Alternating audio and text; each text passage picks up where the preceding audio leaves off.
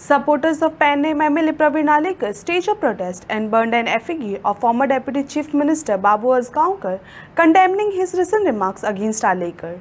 The demonstration reflected rising political tensions in the constituency.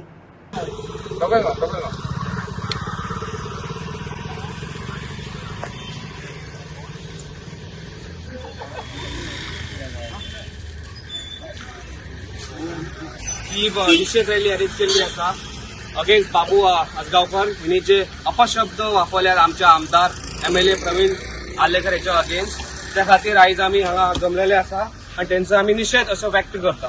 तेंची जी politics आसा ती खूब जुनी जाल्ली आसा. ती जुनी पॉलिटिक्स आता पेडण्यान चलपाना. सगळे आमच्या युथाक नमस्कार. सगळे आयज एका उल्याचेर हे सगळे युथ आमचे पेडण्याचे जमलेले आसा.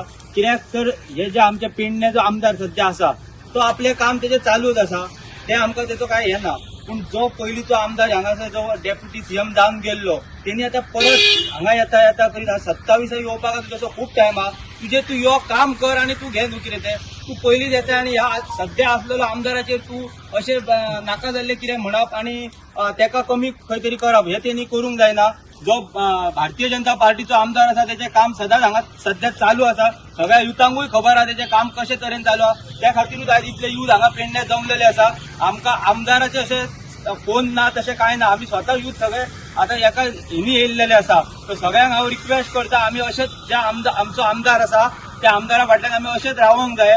आनी हे फाटल्या 2 दिसा पयलीं जो इन्सिडंट धारगळे घडलेलो त्या इन्सिडंटाचेर जो डेप्युटी सीएम पयलींचो तेणी जे उलयल्लो तेणी तो आसतना पयलीं अशें खूब जातालें ते हांव आतां उलोवंक शकना. कित्याक तेका खबर आपूण आसतना कितें जाल्लें 4 इन्सिडंट घडलेले तेन्ना तेणी कितें न्याय दिल्लो तेंकां. आनी आतां सध्या आमचे पेडण्याचे पुलीस स्टेशन आहा ते बऱ्या तरेन काम करता. तेंकां आमकां तेंचो बरो सपोर्ट आहा. कित्याक तेंच्यांनी जी घटना धारगळे घडलेली तेंच्यांनी 7 ते 8 वरां भितर ते एका एक्युजाक हाडलेलो आसा. सो हांव बाबू आजगांवकाराक इतलें सांगूंक सोदता तेणी पेडण्यान आतां चड ढवळाढवळ करूं नाका. पार्टीन तुका जागा दिल्ली आसा त्या जागेचेर तूं राव. हांगाचो सध्या आमदार आसा तो आपलें काम करता आनी पेडण्याची जनता योग्य वेळार योग्य तो निर्णय घेतली.